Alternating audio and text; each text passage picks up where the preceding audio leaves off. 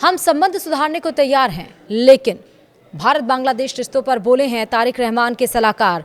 नमस्कार, आप देख रहे हैं न्यूज़ 18 का डिजिटल प्लेटफॉर्म। मैं हूं आपके साथ श्रुति श्रीवास्तव। बांग्लादेश और भारत के रिश्तों में शेख हसीना की सरकार के गिरने के बाद कड़वाहट आ गई है, लेकिन आम चुनाव में बांग्लादेश नेशनलिस्ट पार्टी यानी कि बीएनपी को मिली जीत के बाद एक बार फिर से दोनों देशों के बीच संबंध कैसे होंगे, इसे लेकर चर्चाएं तेज हैं।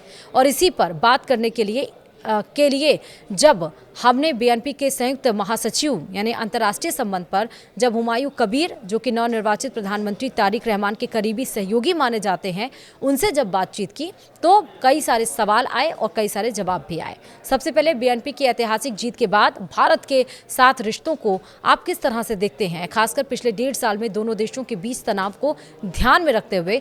तो इस पर उन्होंने जवाब दिया कि बांग्लादेश की जनता ने 2/3 बहुमत देकर तारिक रहमान के नेतृत्व पर भरोसा जताया है और यह स्पष्ट जनादेश है। लेकिन भारत को यह समझना होगा कि आज का बांग्लादेश पहले जैसा नहीं।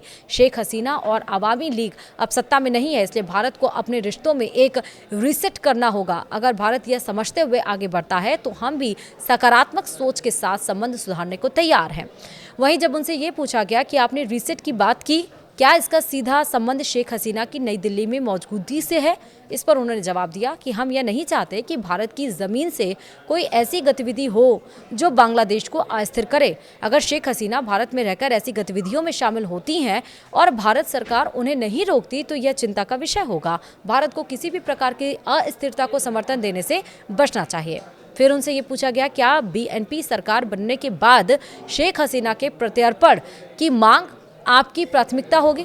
उस पर उन्होंने बोला कि शेख हसीना के मामलों को न्यायपालिका के दायरे में ही रखा जाएगा। जो भी कानूनी प्रक्रिया होगी वह पारदर्शी तरीके से चलेगी। अदालत जो निर्देश देगी सरकार उसी के अनुसार कदम उठाएगी। भारत और बांग्लादेश के बीच प्रत्यर्पण संधि है, लेकिन अंतिम फैसला न्यायिक प्रक्रिया के आधार पर होगा। फिर उनसे पूछा गया कि प्रधानमंत्री नरेंद्र मोदी द्वारा तारिक रहमान को फोन पर बधाई देना और विदेश मंत्री एस जयशंकर का ढाका आना क्या नए दौर की शुरुआत का संकेत है? जवाब उन्होंने दिया, हम इसे सकारात्मक संकेत के रूप में देखते हैं। हमारे क्षेत्र को स्थिरता और सहयोग की जरूरत है।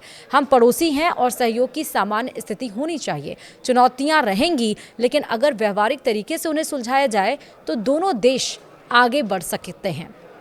फिर उनसे मीडिया प्रबंधकों ने यह भी पूछा कि भारत की चिंता है कि बांग्लादेश की ज़मीन का इस्तेमाल भारत विरोधी गतिविधियों के लिए ना हो और कट्टरपंथी ना बढ़े। इस पर आपकी क्या राय है? जवाब उन्होंने दिया कि किसी भी प्रकार का उग्रवाद स्वीकार्य नहीं है। दोनों देशों को सुरक्षा सहयोग बढ़ाना चाहिए और सूचनाओं का आदान प्रदान करना चाहिए। बांग्लादेश में सांप्रदायिक सौहार्द बेहतर है। अगर हम अतीत की बातों में उलझे रहेंगे तो आगे नहीं बढ़ पाएंगे। हमें भविष्य की ओर देखना चाहिए।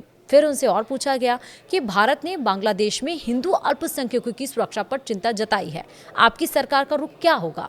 जवाब में उन्होंने कहा कि बांग्लादेश में सांप्रदायिक सौहार्द मजबूत है। सत्ता में परिवर्तन के दरमियान भी किसी मंदिर को नुकसान नहीं पहुंचा। हम किसी भी तरह के सांप्रदायिक तनाव को बर्दाश्त नहीं करेंगे। अगर दोनों देश आरोप प्रत्यारोप में उलझेंगे तो समाधान नहीं निकलेगा। बेहतर है कि हर देश अपने आंतरिक मुद्दों को देखे और द्विपक्षीय सहयोग को प्राथमिकता दे।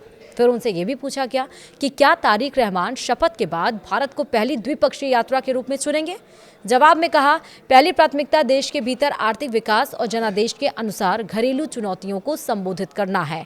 उसके बाद क्षेत्रीय दौरे होंगे और भारत भी उन देशों में शामिल होगा जिनसे हम मजबूत द्विपक्षीय संबंध चाहते हैं। तो इसी तरह इंटेंशंस क्लियर हुए हैं कि आखिरकार तारिक रहमान चाहते क्या हैं। वीडियो में इतना ही। नमस्कार।